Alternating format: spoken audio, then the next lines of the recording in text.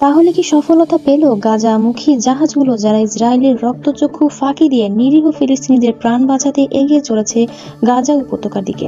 ইসরায়েলের আগ্রাসনের মানবিক সংকটের মুখোমুখি হাজার হাজার ফিলিস্তিনিবাসী, যাদের জন্য টনকে টন খাদ্যপণ্য, পানি ও চিকিৎসা সামগ্রী নিয়ে রওনা দিয়েছে বিশ্বের প্রায় 5 শতাধিক জনগণ। যদিও এরই মধ্যে বেশ কিছু জাহাজকে আটক করার দাবি করেছেন ইসরায়েলি বাহিনী, তাদের ভাগ্যে আসলে কি ঘটতে চলেছে? গত কয়েকদিন ধরেই আলোচনায় রয়েছে অভিমুখী গ্লোবাল সুমুদ ফ্লোটিলা। গাজা উপত্যকা জুড়ে ইসরায়েলি নেতানিয়াহুর আগ্রাসনের মুখে মানবতার বার্তা বহনকারী জাহাজগুলো যাত্রীরা এরই মধ্যে বিশ্ববাসীর প্রশংসা কুড়িয়েছেন।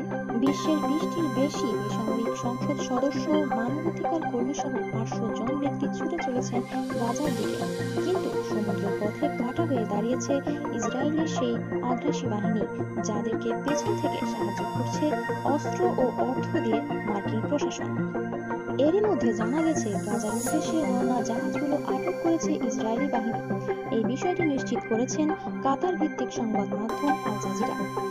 একটি ছাড়া প্রায় 43টি জাহাজে এখন নেতানিয়াহুর সামরিক বাহিনী হস্তান্তরে, এমনটি জানিয়ে ইসরায়েলি পররাষ্ট্র মন্ত্রণালয় থেকে বলা হয়েছে, একটি ছাড়া 43টি জাহাজে তাদের হস্তান্তর আছে। জাহাজের যাত্রীরা এখন পর্যন্ত তাদেরকে ইসরায়েলে নিয়ে যাওয়া হচ্ছে। ইসরায়েল থেকেই তাদেরকে ইউরোপে পাঠানো হবে।